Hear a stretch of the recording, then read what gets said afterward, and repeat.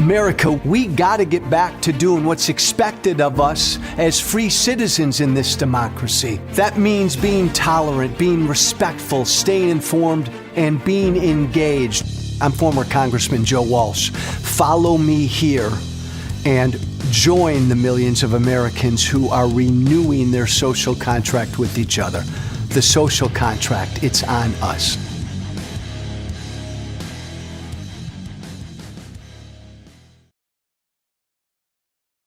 Welcome, Joe Walsh, back with you this Wednesday evening. Got a great show here in a moment with a great guest. Can't wait to talk to Mark. Come on in, Barbara, Elizabeth, Richard, everybody. Welcome. Jump right in. We're going to jump right into this conversation. Remember, as always, I'll ask you all a couple things throughout. Pound those red hearts. I've been told that does something to the algorithm that is good. And up there, you see it says Joe Walsh and Mark Mansour, a conversation here, a Substack Live. If you press that button, you will be able to make sure you're subscribed to both of us. And if you are a Joe Walsh subscriber, make certain that you subscribe to my guest, Mark Mansour. Mark, welcome. By the way, Mark is a lawyer by training, longtime Democrat activist, worked on a bunch of campaigns. An expert, I would say, on the subjects of politics and the law. And he's got a great book out there called America's Fractured Politics. Mark, welcome. It's great to be here, Joe. Thank you for the introduction. Well, you know, from one guy here, I always love to start this way, former Tea Party guy who's now been a Democrat for 2 months. It's always good to talk to a long-time committed Democrat. We will get into what my new party, your longtime party, needs to do to defeat my former party. But let's start where you and I were with what we were talking about before we went live. Trump's got troops in D.C. Trump's got National Guard in D.C. You were saying something about where these National Guards folks are being deployed in D.C. Jump into what you were saying. Let's get going there. Yeah, they're deployed right now, to the best that we can figure out, at Union Station, where there are tons of people and very little crime. Yeah. And down at the mall, which, to my experience, having lived in this town for a long time, is not a seat of crime. So I'm not sure what they're doing. My wife is a photojournalist, and she's down there photographing, and she says they're bored stiff. Well, and correct me if I'm wrong, Mark. That's what we saw for the 4, 5, 6, 7, 8 weeks, however long they were in Los Angeles. They were basically sitting on their ass, these men and women. Yep. So let me back up. As a longtime guy who's lived in and around D.C., the whole premise seemed to be a fraud, right? Is there a crime epidemic in the city of Washington, D.C.? No, in fact, crime is down from last year, and it's at its lowest level in the last 30 years. So figure it out. I mean, my own opinion is he's trying to populate blue cities with federal troops. Why? And I think it's going to backfire, because very few people, I think, are willing to put up with having federal troops in their streets, especially on pretexts. Is he doing this, Mark, to kind of seed the field for more serious ventures down the road? Is he kind of feeling out the American people? Clearly, he wants to do this in blue cities. That is my fear. Joseph Stalin had an old expression. He said he would drive the sword in. If he hit mush, he'd keep going. If he hit steel, he'd stop. He's driving the sword in to see exactly whether or not we're made of mush or made of steel. If he thinks we're made of mush, he is going to continue and continue and continue until he federalizes elections, which I don't think he can get away with, but he's surely going to try. But I think it's a prelude to a federal takeover of our cities and a federal takeover of the state's functions. It's funny because he wants to dump FEMA's work onto the states, but he wants to take over anything himself. Well, and that's an interesting question. That Stalin quote, Mark. Are we what what do we have to do to show that we're made of steel and not mush? I mean, it sounds simplistic, Joe, but we got to get out in the streets. People have to get out on the streets. They've got to get out. They got to demonstrate. They've got to make it clear that they have voices. And I think that's happening in places. We're surely seeing it happening. But I fear the scale which we will need is going to require a level of sacrifice to the American people that I'm not convinced yet we're ready to make. Oh, I really appreciate what you just said because I'm in that same camp. Um, Now, again, you got to bear with me, my good friend. This former Tea Party guy who's only been a Democrat for a couple months. I'm listening, Mark, to all these smart Democratic Party consultants and pollsters and experts and talking heads, and I'm hearing a lot of, hey, Dems, this issue of crime. It's maybe don't contest Trump on this issue. You don't poll real well on this issue. Cede this issue to Trump. Don't engage. Mark, I'm listening to that shit and I'm pulling my hair out. You're It hitting my drives me third rail. crazy. You're hitting my third rail. I have been inveighing for months and months and months now that the Democratic establishment is destroying our chances of beating the Republicans in 26 and destroying our chances of beating whomever the Republicans put up in 28. And the reason's very simple. They are taking away choice from Democratic voters. They are willfully taking away choice. Like Mamdani or not, he won, Yes. and he's going to win. And they're going to do everything they can to make sure he doesn't win. And they're going to create such ill will that it's going to take Mamdani's magnanimity to clean up the mess afterward. Because I think he is magnanimous, and I think he's willing to put bygones behind him. But I have a real bad fear that they're going to try to undermine the ability of the voters to make choices. We haven't had a real choice in the Democratic Party in years. Yeah. The Democratic Party basically anoints whomever it believes ought to be the person, and that person is usually the person who is the choice of the corporate interests. The problem we have is that corporations donate a lot of money, corporate PACs donate a lot of money to the Democratic Party, and so a lot of these people are uncomfortably close to Trump policies. They believe in a lot of the things Trump believes in. They may not like Trump. They may be Democrats from a social perspective, but from a fiscal perspective, they're Trumpians in many cases. And so they live bifurcated lives. And the rest of us suffer because you've got this iron triangle of the consultants who feed off the donors, the old line polls who feed off the consultants and the donors, Yeah. and the donors who want to make sure everything stays in line. And it does, because at the end of the day, we continue to have candidates that nobody wants. I'll give you an example. New Republic ran an article today that just made my blood boil. Uh-huh. It was about how specific races are being um, managed. Yeah. They are trying to get rid of Haley McMorrow and Al-Sayed in Michigan, Yep. and replace them with Haley Stevens, who is completely corporate. These people, McMorrow especially, has just wowed everybody with her speaking talents and with her ability to connect with the middle class and with the poor. And yet she's somehow viewed as a radical candidate. Well, all of these ideas have been tested on the American people. People want health care. They want child care. They want clean water. They want clean air. They want climate change to be addressed. Go ahead. You're going to say something. No, yeah, Mark, back up a minute. I love where you're going because you said it's your third rail. It was always my third rail with the Republican Party. So I love where you're going. I guess my naive question is, even that race in Michigan, any race, the Democratic Party establishment. I mean, what the fuck? Why don't they just let their voters choose? What are they afraid of, I guess? They don't trust their voters. Wow. They don't trust their voters. And the second reason is they don't want to get crosswise with corporations. Because for financial reasons? For financial reasons. They're getting a lot of money. I mean, if you go through the lists of who's getting money from whom, I mean, one member after another is getting money from the aerospace industry, from the fossil fuel industry.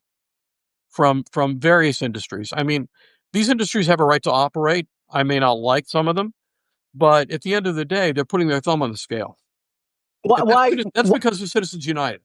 So then, but Mark, and maybe they do. My former party isn't the Republican Party establishment. Don't they suck at that corporate teat as well? And yet they've seemed to have let their voters, pick a bunch of crazy MAGA candidates.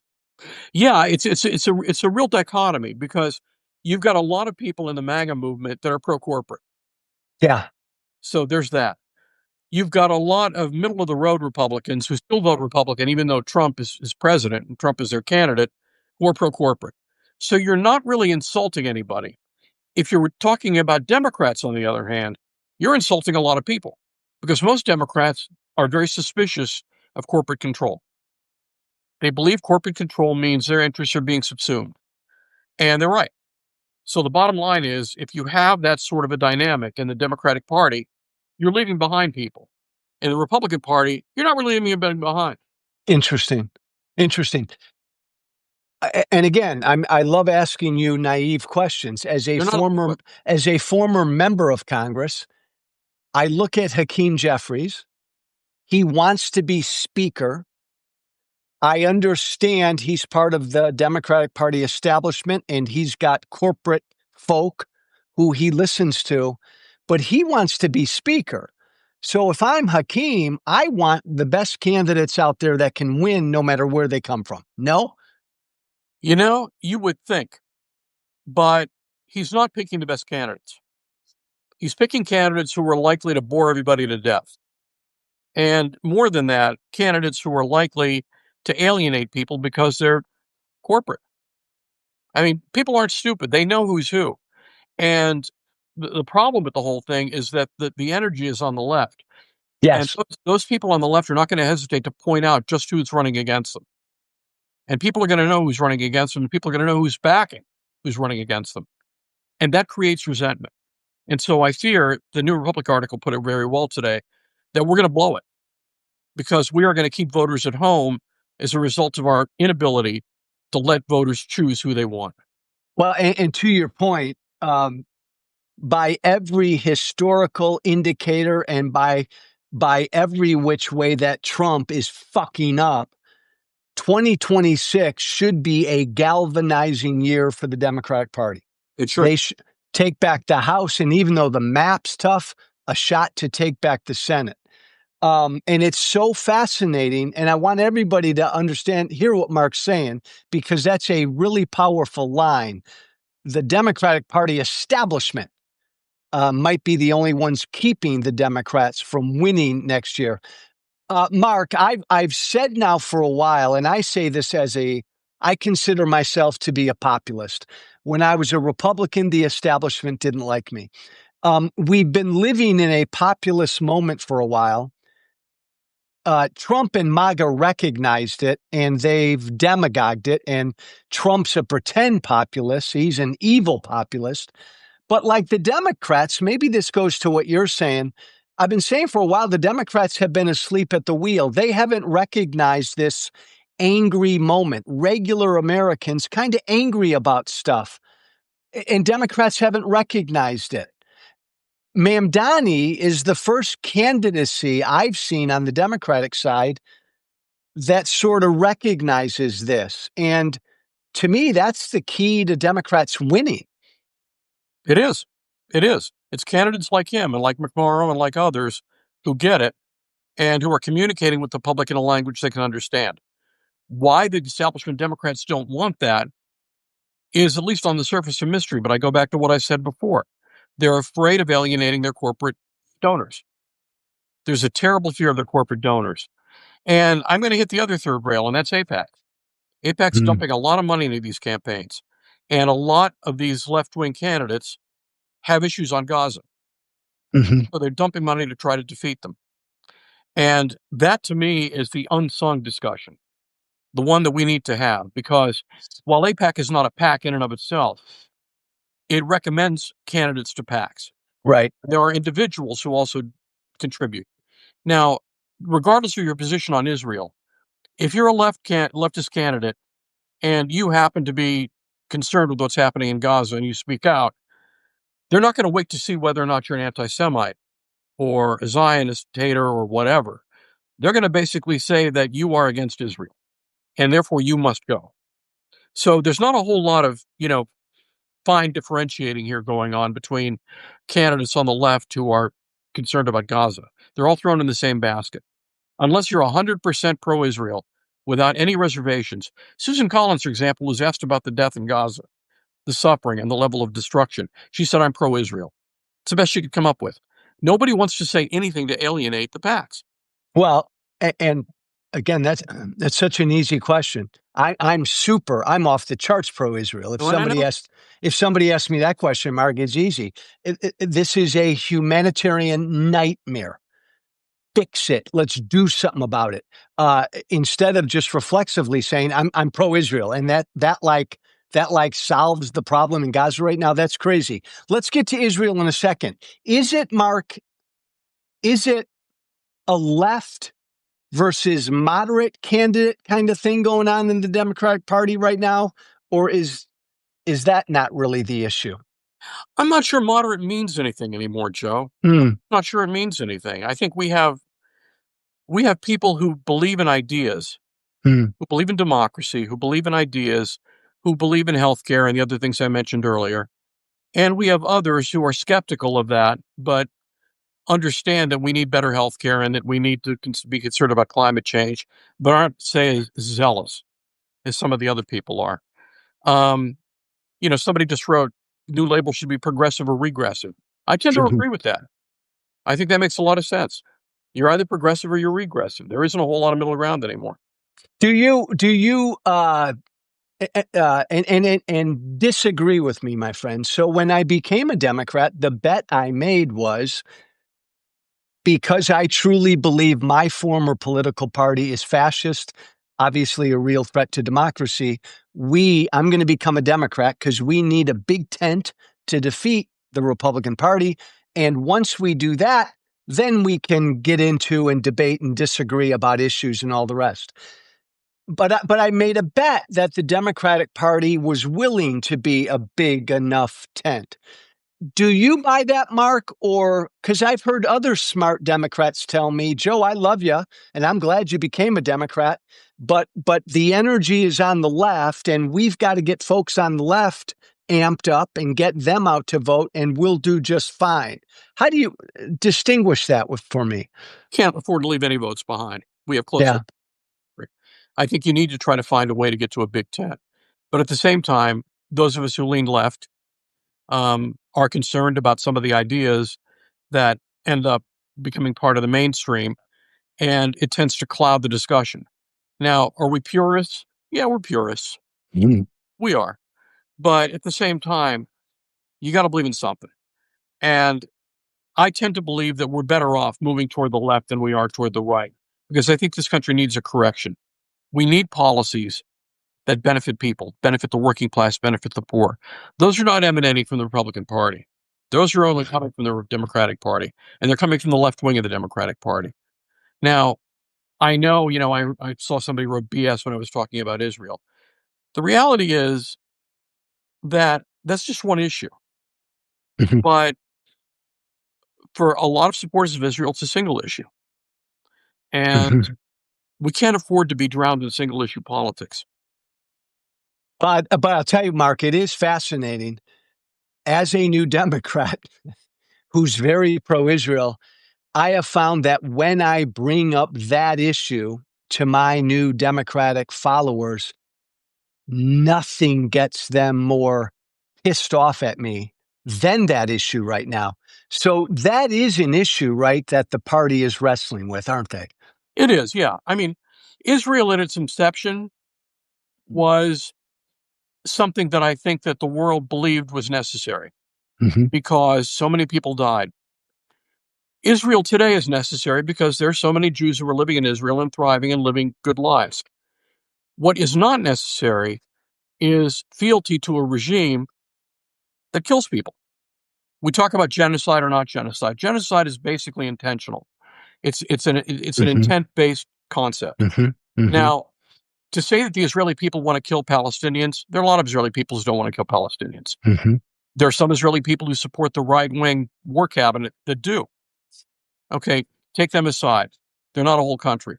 The Israeli war cabinet is genocidal because members of the Israeli war cabinet have said again and again and again, we should eradicate the Palestinians, we should kill them, we should do whatever we have to get rid of them.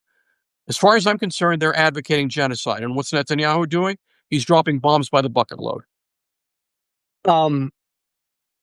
I vehemently disagree on the notion of genocide. I know.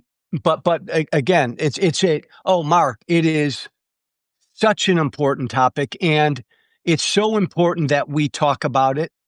And I lose patience with people who are afraid to have uncomfortable conversations on issues with which we disagree. So I do want to get back to that in a second. Yeah. But getting back to the party, so Mamdani, like, hell yeah. Like, did you see Cory Booker last week?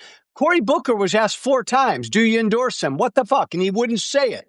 I mean, my God, I probably disagree with Mamdani a lot of stuff. So what? I fully embrace him. He's my nominee. It's got to go both ways, because I remember, Mark, in the Republican Party, us conservatives were always told we had to embrace the establishment candidates. Progressives are constantly told you need to embrace the moderate establishment candidates. And yet those establishment officials never seem to go the other way. No, they don't. It's funny that way, but I mean, you've articulated it perfectly. But then, Mark, okay, so look at this year. Mamdani, a progressive, is going to win in New York City. He had better win, should win. In New Jersey and Virginia, again, I know moderate, schmoderate, whatever that means, but you're going to have 2 women become governors of Jersey and Virginia that you would kind of call a bit more to the center. And I'm fine with all of it. You? Yeah, I mean, I just for our listeners, Mikey Sherrill in New Jersey and Abigail Spanberger in Virginia. Yeah, they're both middle of the road, but they're Democrats. And while I may not agree with them on everything, I'd rather elect a Democrat than a Republican. We need to get democracy back in this country. Yeah. And to do it, we need to win the 2026 election. We need to find a way to put the brakes on him, because if we don't, he'll run roughshod over us for 4 years. And the damage that he'll do, even if a Democrat is elected in 2028, is going to be god-awful, and it's going to be a fuck of a difficult time for everybody to try to clean up the mess. It'll take a decade or more. We have not to get democracy back.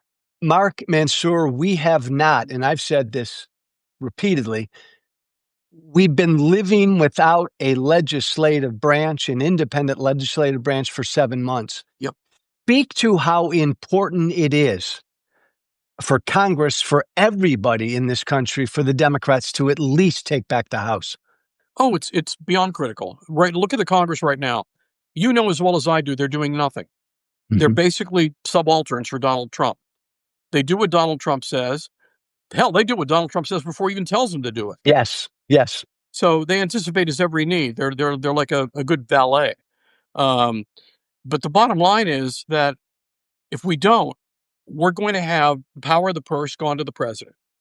We're going to have the power to make war gone to the president. We're going to have the power to do this and that and this and that gone to the president. And that's dangerous, because the founders warned us against such a president. Yes. I don't think the founders anticipated somebody as bad as Donald Trump, but they did warn. Hamilton warned, and Madison warned, and Jay warned in the Federalist Papers that somebody could come along on a white horse, claim that he was the best of the best, and turn out to be riding a black horse that had been painted. The bottom line is we are living in an era where people are subject to the whims of a man who is frankly mentally disturbed. Yeah. And that's the bottom. Mark, you said it perfectly. Look, he is everything our founders feared. He said today, Trump did, he was asked about, if you want to permanently take over D.C., you need Congress has to do that. And he said, no, I don't think I do. And Mark, when he said that, I said to myself, I almost don't blame Trump for thinking that, because for 7 months, if I'm him, I would think I can do anything. Nobody's going to hold me accountable. I am a Sure. king. Sure. I mean, he's become accountable to no one because we've allowed him to be accountable to no one. I say we generally. The Republican Yeah, Congress has allowed him to be accountable to no one. No Democrat agreed to this. right. And very few independents agreed to it. I mean, look, his numbers are cratering among independents. Right now, nobody would elect him except for his own core base, and I think a lot of them would abandon him too. I agree with that. But we have. But Mark, push back on me. I agree with that his numbers are cratering. His extreme immigration policies, his stupid tariffs, his numbers are only going to crater more. But Democrats' numbers are even lower. And I still don't believe, Mark, that I don't believe Democrats can win anymore just running on Trump is bad. And that's it. Do you? No, I don't. I don't think that they can run on Trump as bad. We've done that already. We Yeah. tried. Didn't work. It's not going to work because people are mad at the Democratic Party because they don't believe the Yes. Democratic Party is delivering for people who need help. That's the bottom line. They know Trump's awful. They know Trump's awful. Some of them voted for him anyway, but they did that because they didn't believe the Democrats would do any good.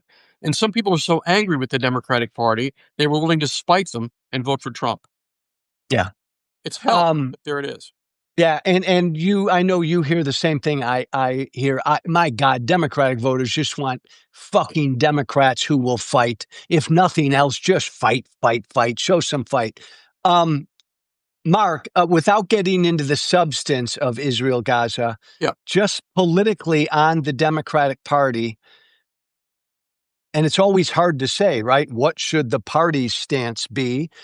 Because consistent with my big tent, there should be room in the party for people on Israel who believe as Joe Walsh does and believe as Mamdani does. But generally on this issue, Mark, of Israel and Gaza, where do you want to see the party kind of come down? I'd like the party to come down on the idea that the war has to stop, Mm-hmm. that Netanyahu has to be brought to heel and removed if possible, even though we're not in the business of regime change. I wish we were. That cabinet needs to go. The war cabinet needs to go. Well, And let me stop you real quickly, because you and I were in agreement on 2 for 2. The war's got to stop. Netanyahu's got to go. But you're right. We are not the war cabinet. We are not into regime change. But continue. no, and I think we need to basically start talking seriously about a two-state solution to the extent we can get one still, because a lot of territory has been lost. Gaza is rubble right now. I don't know what you make out of that. It's going to take a Marshall Plan to rebuild it. In the West Bank, a lot of territory is being lost to settlers. So it's going to be a very difficult time getting a two-state solution, but I think you have to try for one because Israel's fundamental status as a Jewish state won't sustain absorbing Arab citizens to the degree that they'd have to. They don't want to do that. Israel doesn't want that. And the Arabs don't want that. They want their own state. Is it? And again, Mark, it's not like the party would ever take this platform. But I've noticed since when I was in Congress, and it's October 7th, obviously, and the war now, obviously, the party is the voices in the party that are more critical of Israel and even oppose Israel. That's a growing chorus.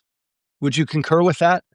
It's close to 90%. The last numbers I saw, only 9% of Democrats were still unconditional supporters of Israel. So if the Democratic Party ever got to the point where they were an anti-Israel party, that and again, I don't think that would ever happen. That wouldn't be helpful politically, would it, for Democrats? Maybe you have a different view on I that. don't know how it would play. I don't think it's going to happen. I don't see that happening. I mean, I think that support for Israel within the Democratic Party is rather strong among the party establishment, even though it may not be among rank and file Democrats right now. If Israel changed the way it approached the world and approached the refugees, things might change a little bit. But Israel right now is being viewed through the prism of Netanyahu, and Netanyahu and Trump are the same man. They're criminals who belong in jail, and who are basically fighting to stay in power to stay out of jail. On Netanyahu, you and I are brothers, my friend. I called for him to step down a week after October 7th. He's only there still to stay out of jail. Yeah.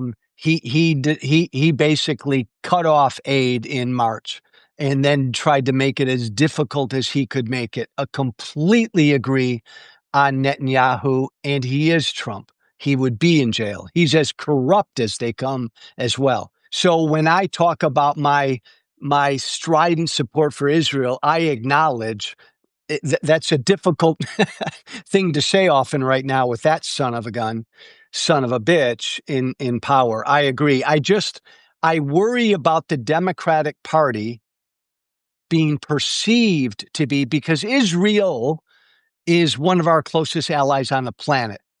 And I think that we need to make sure the Democratic Party always understands that. I'll give you the last word on Israel. Well, I mean, it's a tough situation. Israel is a close ally in the Middle East. We have other close allies in the Middle East. Yeah. Israel, a closer one? But the problem I have with Israel right now, aside from what they're doing in Gaza, is that they're the sixth largest military power on the face of the earth. And they're behaving like a hegemon. They're basically doing what shouldn't be done. I mean, they should not be bombing Gaza, and they should not be occupying Gaza City, and they shouldn't be throwing their weight around to the extent they are. Israel ought to be in the business of defending itself, not committing aggression against other people in the region. That's what. Yeah, well, yeah, and I'll close with this. At a public relations level, again, the bad guy from the beginning here has been Hamas. And the last 6 to 8 months has kind of just fed into what Hamas wants. Hamas doesn't give a damn if its own civilians are killed, as long as it can blame Israel for whatever and get the world opinion behind it. And because of what Netanyahu's done this year so far, that's Hamas has been able to do that.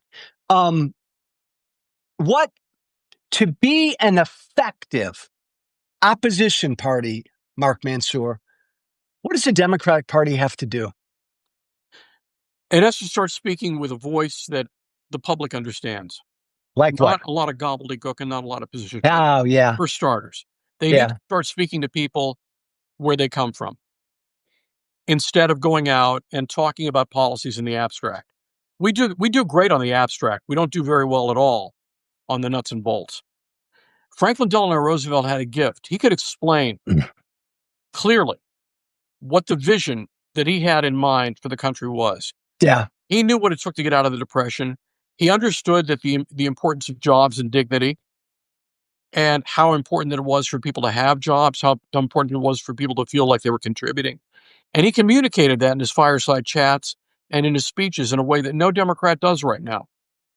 Kennedy, though he was a centrist, communicated very effectively with the middle and poor classes. And he did it because he had a gift of talking to people like they were the only people around. Johnson had that same gift. He could speak to people because he came from a hardscrabble background.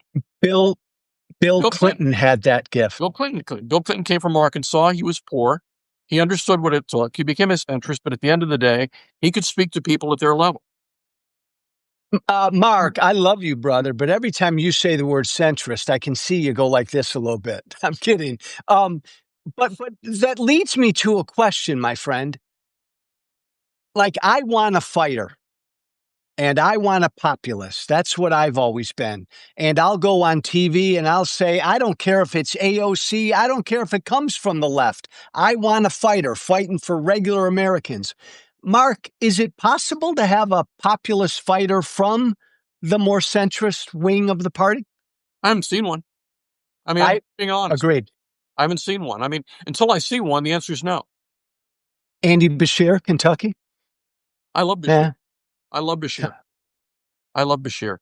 Andy Bashir speaks to people in a language they can understand. Thank you. He's passionate progressive at the same time. I mean, Mhm. if I were to say right now, who would I vote for in the primaries? Unless somebody comes up that wows me a little bit better, I'd vote for Andy Bashir if he runs. Yeah, he's not real charismatic, but he does speak plain talk, man. He Funny talks thing about him, when he talks, he starts out non-charismatic. Once he gets rolling, he becomes charismatic. Once the interesting. passion kicks in, he gets really good. I watched him on Morning Joe a few months ago, Yeah, and he started off pretty much, dry. He was basically talking about things with a degree of care, yeah. but not passion. Once they asked him a couple of questions and he got get into gear, he was waving his arms and gesticulating and making it very clear that he cared and that it was an outrage what the Mhm. administration was doing, that Kentucky was being left behind in a million different ways, and Yeah. he presented it, and he thought that we needed change, and he articulated all of that in a way that made it very clear to me that if he gets out on the trail, people will grow to like him. Now, there are other great candidates. I'm not saying he's the only one. I just Give happen to me latched on. rattle off 3 or 4 look, and what I appreciate about you is you are a progressive, you lean left, you're pragmatic, you want to win. Give me 3 or 4 names that just right now, and I know it's an eternity away, but 3 or 4 names that kinda interest you for 28. Aside from Bashir, J.D. Yeah. Pritzker, Pritzker? but he still speaks to people in a fighter's tone. I Yeah. I'm torn about Newsom. I think it'll be very hard for a Californian to be elected because there's so much antipathy toward the state and the way things have gone there, and I have my issues with him as well. Um, Well, on that point, Mark, I think Democratic voters are craving authenticity. yeah. And you alluded to this earlier. Don't sit there and talk to me like every pollster and consultant told you how to talk to me. Sit down at a fucking bar and tell me what you really think. Be authentic. I worry about that with Newsom because I don't know who Newsom is. Yeah, I kinda feel the same way, but let me tell you something. Huh. Half a dozen people are gonna emerge between now and 2028 that nobody knows, Bingo. and they're gonna speak the language of the public, and the Democratic establishment is gonna have a bitch of a time trying to put them down. Yes. Got a Mamdani out there and another half dozen people running as progressives in a campaign and starting to collect votes. Um, Elizabeth Warren and Bernie appealed to a large constituency, but not a Yeah. big enough one. You need a younger person who's going to appeal to those constituencies and also speak the language of the populace. And if you find somebody like that, somebody out of the blue, one of them will catch on. Mark, is there a name that you fear is an establishment name that the party might latch onto? Who, in other words, and don't give me names if you don't want, are there 2 or 3 names that, oh my God, they're going to probably run. They got real potential. The establishment wants them, and they're utterly wrong for this. None of the people that I worry about most seem to be interested in running just now. Okay. Okay. And so I'm going to withhold my fire on that one. But yeah, Appreciate that. there may emerge a few. Yeah. But to your point, brother, look, I was out there campaigning for Kamala Harris every day for 3 months in the battleground state. And voters in the middle, not the middle politically, but just average regular folk, Mark, they all told me kind of the same thing. Trump's an asshole, Joe. I know that. But the Democrats look down on me or don't understand me, or there was this notion that they knew Trump was an asshole, but there was this notion that the Democrats were kind of elitist.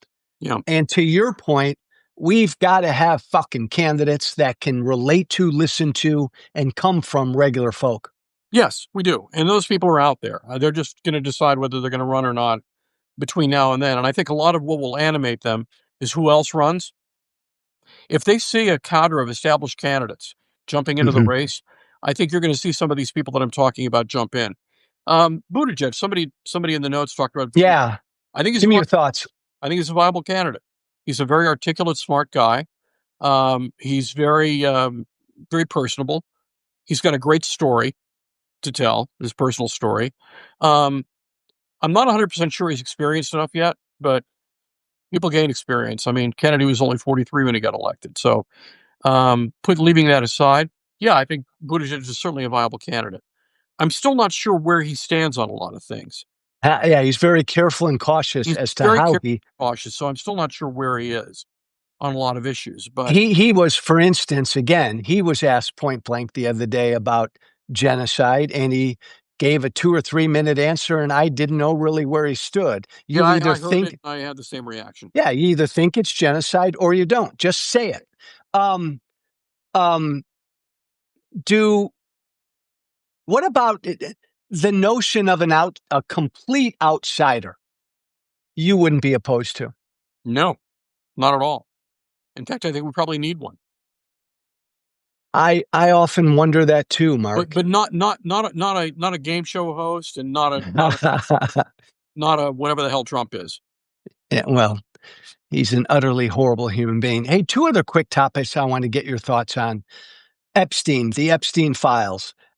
Just as far as a political issue, is this an issue that matters? Well, it matters because there are people out there who don't understand the essence of Trump. Yeah. And if in fact it turns out that Trump is a pedophile, and he Yes. was a pedophile, that's going to matter to a lot of MAGA people. So yeah, if this turns out to be a real fucked up mess that I think it is, then there's a very good possibility that he's going to lose his MAGA base. So, Mark Mansour, outside of is Israel committing genocide, which you and I clearly disagree on. Yeah. I love you, brother, but I completely disagree with you on this one. Coming from MAGA like I do and still talking to MAGA every day, if it turned out that Trump, and there was just blanket evidence that Trump was a pedophile, I do not at all think that would hurt him with his base. I think it would hurt him with other voters, but not his base. You're killing me, man. You're just killing me. Mark, I'm so sorry to say that. I've had this conversation repeatedly. They'd be more pissed at Trump if he doesn't let the files be released because they're convinced there's something deep statey there. Like they'd be more angry at Trump if he never really releases the files than if he's a pedophile. His I think base. there's probably a lot of truth in there because they want a lot of Democratic names as red meat. And I think they Yeah. have a lot of Democratic names in there. So the reason they want the files released is not so much to expose Trump, it's to expose Democrats. Bingo. Completely agree, Mark. Bingo. Last topic, my lawyer friend, the Justice Department. Again, perspective. When I'm in Congress and Obama's president, Eric Holder is his attorney general. Yeah. And you know, Mark, because I was a jerk back then, if Eric Holder even looked at Barack Obama, all of us Republicans in Congress screamed and howled. Pam Bondi literally is Donald Trump's personal lawyer. She acts like Trump's lawyer. And no Republican says a thing about this. It's amazing. He's got a lot of personal lawyers. He's got Todd Blanche. Yeah. He's got Pam Bondi. He's got a whole cadre of personal lawyers. He's got his personal factotum over at the FBI and Kash Patel and Dan Bundy. Yeah. Buddy. He's got a lot of people who will do his bidding. Right now, the Justice Department is really nothing more than an arm of the White House. Bingo. It's never supposed to be that way. But we accept it. We may not like it. We're accepting it because we know that we can't do anything about it. Well, it's time we did something about it. We got to get out in the streets and we got to make it clear that this is not acceptable, that this has to stop. And the way that's going to really happen is I think you show muscle in the streets, but you also get people ginned up to vote. Yeah. Get people upset so they come and vote in 2026. You may not be able to change anything going out in the streets, but if you get people pissed off and have them thinking, they might come to the polls in 2026.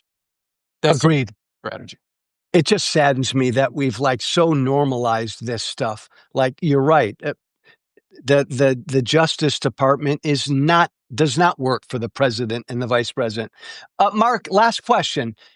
In general, grade the courts, grade the judiciary. We do not have a legislative branch. How have the courts been doing trying to stop all the unconstitutional shit that Trump's doing? The district courts get a B+. Okay. Appeals courts get a C-. The Supreme Courts get a grade that probably doesn't exist on the scale. Could that change? I naively think the Supreme Court will ultimately rule all of his tariffs unconstitutional. Am I crazy? No, you're not crazy. They may well do it. I mean, he's acted well beyond his authority. But then again, the Supreme Court's done a lot of things that we wouldn't have expected they do in support of Trump. They believe in a strong unitary executive, and all of their actions so far have been in defense of Trump's actions as a strong unitary executive. It's a big problem, and I think that until you find a way to term limit the court and get some of these people off the court, we're going to continue to suffer badly. I lied. This is my very last question, Mark. Yeah. It's August 13th. It's 7:46 p.m. Eastern time.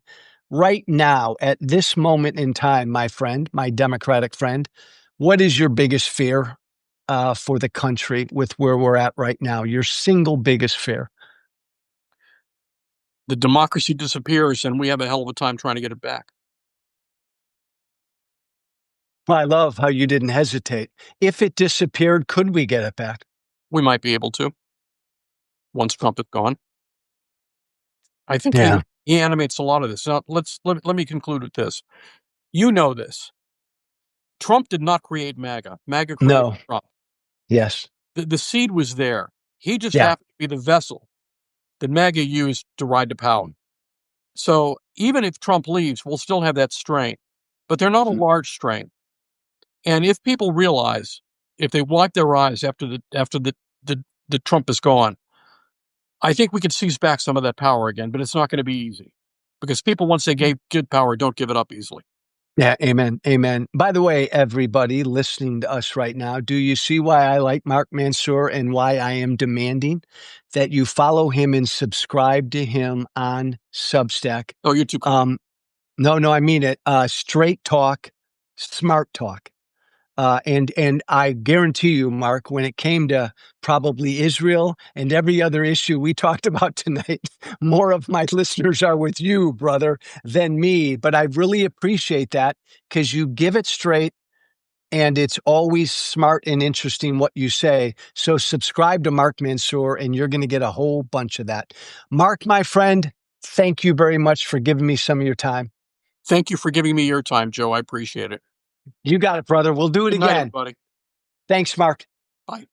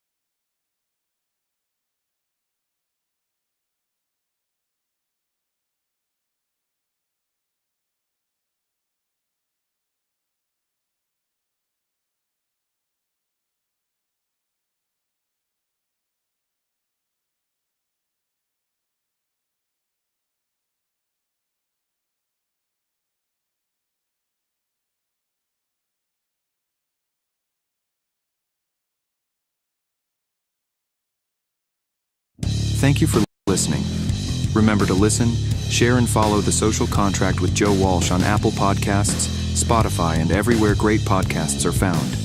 And be sure to leave a 5-star review. This has been The Social Contract with Joe Walsh.